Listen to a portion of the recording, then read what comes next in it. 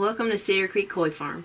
As we stated in a previous video, we're going to be diving into information that isn't really covered as much on vlogs and websites and stuff like that.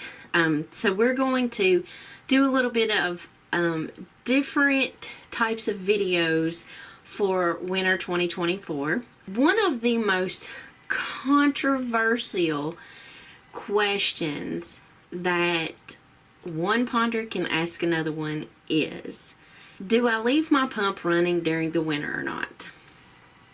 You are never going to get a straightforward answer.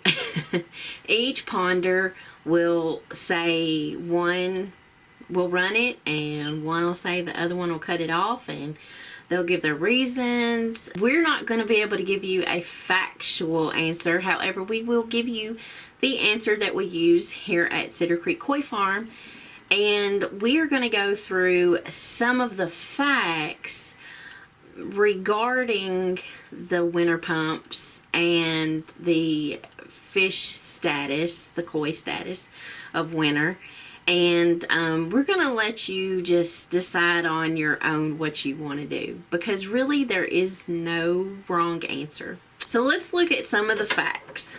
Okay, koi go through a semi or type of dormant state that is called torpur. This is where everything in their body just completely lowers.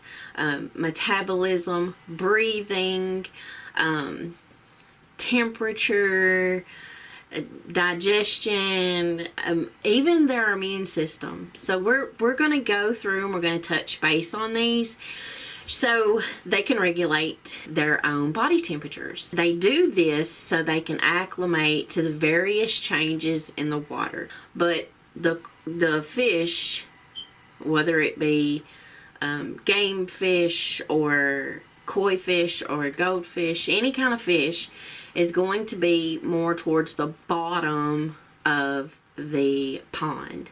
Now, in one of our videos, we're going to talk about depths and widths and lengths that ponds need to be, and why they can't be, greater than this.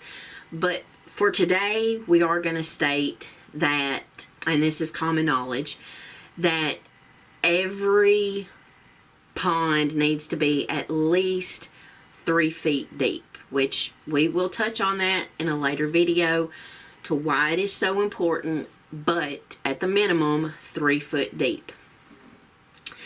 So they remain at this bottom the most of the time. Usually if you go out there, they'll find them a spot that they like.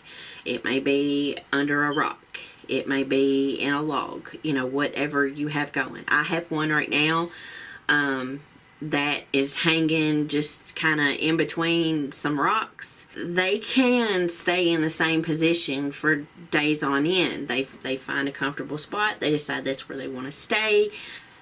You do not have to worry about your fish, your koi,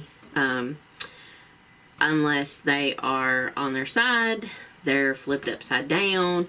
If they're in a normal position, then you don't have anything to worry about. This state of torpor slows down the metabolism and their GI tract. Therefore, they don't eat. A lot of people say, well, I want to feed my koi during the winter because, they're not going to eat. And koi can actually last about 6 months in these conditions without eating. And what they will do is they will, if they need to feed, they'll just feed on algae that's on the walls, or it's in decor that's in the ponds, or shimmy up some of the rocks at the bottom, whatever they need to do. But if you do choose that you have to feed your koi, or you just absolutely want to, then you need to feed them a germ-based feed, because it's easier for them digest during this time. based on their normal food. Really, when the water temperatures reach about 60 degrees, you need to start tapering down their feedings. And then when it reaches consistently, 50 below, then you shouldn't feed them at all, because that is when they are going into this torpor or dormant state. They do get to a point where they will move around.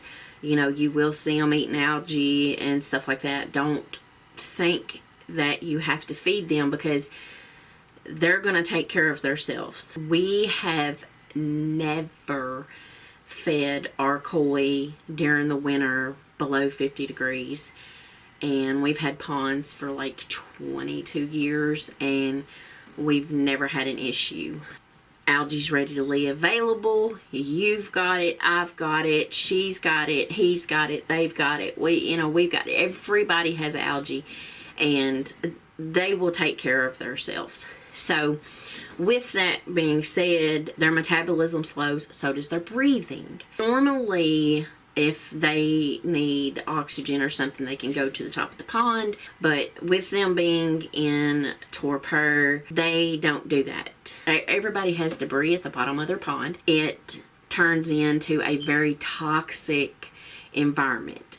So you want to make sure that you have a hole, just any size hole at the top of the surface, so gas exchange can happen. Oxygen can come in and the toxic gases can go out. What we use here is a de-icer bubbler, and they sit at the bottom of the pond. They keep the water, or the area that they are in, is 32 degrees. So the bubbler actually bubbles straight up from where we have it positioned. We are able to keep 2 holes available, and the product that we use is amazing. We've had wonderful results with it.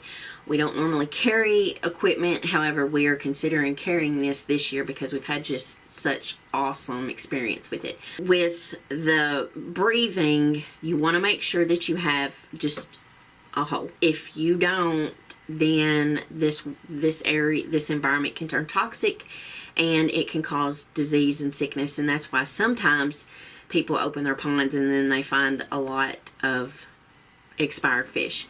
So to touch base again on the feed, you can feed wheat germ based food if you absolutely have to. It is easier digested.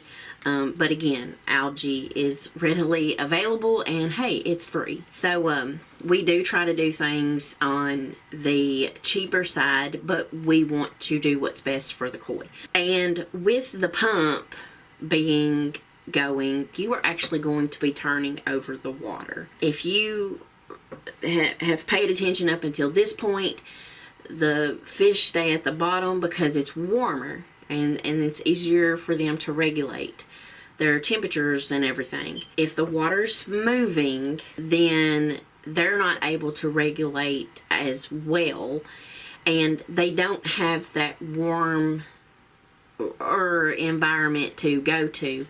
So you're constantly keeping it at a cold, state. And it also fluctuates more because the water from your filter or the top may be warmer, so you're turning over, so you're going from cold water to warmer water, and vice versa, and harder on the fish for this turnover. The bubbler, like I said, is efficient enough for oxygenation and water agitation, and to keep the water thawed. When temperatures rise, so do the koi. So you will see that it's a warmer day here in Kentucky. You'll see the koi become more active as water temperatures change. Along with running your pumps, because they are in torpor and they don't move around as much, you don't want to push them around. It can cause them to use the much needed stored energy, and it can also possibly damage the fins, the scales, the body of the koi, and that can cause diseases and sickness, which can cause death. As a matter of fact, water features and waterfalls can actually freeze. We've had it happen here at Cedar Creek, which is why we made the choice that we had, whether we're going to use a pump or not. But one winter, we left our pumps running. We wanted our water to stay clean. We wanted to oxygenate the pond, you know, and provide the best environment that we thought that we could for the koi. Got up one morning and saw this beautiful, beautiful waterfall frozen, and looked in our pond and we had a foot of water. So luckily, being Kentucky weather, because we never know what we're going to get, the next day it was warm. We were able to fix the conditions, refill the pond, and we learned a very good lesson out of that. Thank the Lord, none of our fish, our koi, were killed, but it's because we leave at least a foot of water available.